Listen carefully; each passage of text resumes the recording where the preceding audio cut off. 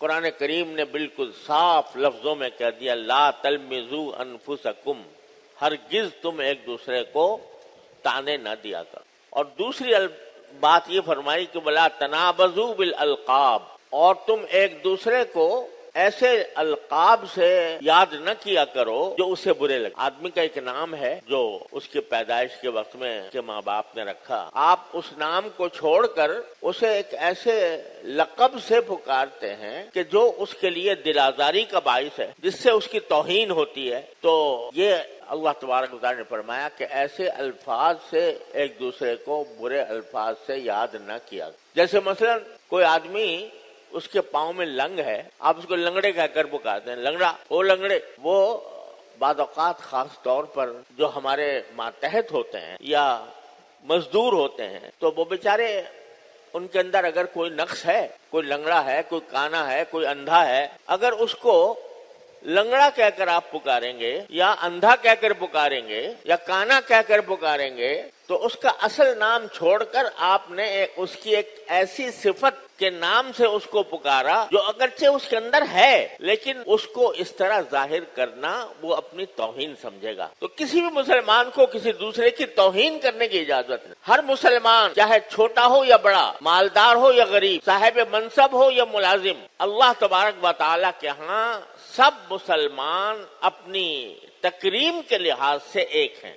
یعنی وہ شخص جو دیکھنے میں آپ کو بہت پھٹا پرانا لباس پہنے ہوئے میل کچیل میں نظر آ رہا ہے، اس کی بھی تکریم، انسان کی تکریم فرض ہے. اور وَلَقَدْ كَرَّمْنَا بَنِي آدم، قرآن کریم فرماتا ہے کہ ہم نے آدم کے بیٹوں کو عزت عطا، تکریم کی ہے ان کے اندر. اور یہاں پر مسلمانوں کی بھی تخصیص نہیں کی بلکہ کہا آدم کے سارے بیٹوں کی تکریم ہے، لہذا ایک کافر کی بھی تکریم ہے. بے شک اس کے ساتھ اگر جہاد ہو رہا ہو تو ٹھیک ہے، جہاد کرنا جہاں ضرورت ہوتی ہے اللہ تعالیٰ کے حکم کے مطابق جہاد کیا جاتا ہے، وہاں جان بھی لے لی جاتی ہے. لیکن جان لینے کے باوجود فرمایا لا تمثلوا، اس کا مسئلہ نہ کرنا. مسئلہ کے معنی کیا کہ اس کے اعضاء کاٹ کے الگ الگ کر دو، ناک کاٹ دو، کان کاٹ دو. اس کی کافروں کے ساتھ جن سے جہاد ہو رہا ہے، جن سے لڑائی ہو رہی ہے، ان کے بارے میں بھی یہ حکم دیا گیا کہ وہ قابل تکریم ہے. تو اس کے کرامت، جو انسانی کرامت ہے، انسانی عظمت ہے، اس کا تحفظ ہمیں غیر مسلم کے ساتھ بھی کرنے کا حکم دے. جنگ بدر میں جب حضرت علی رضی اللہ تعالیٰ عنہ نے اپنے مد مقابل ابو طلحہ کو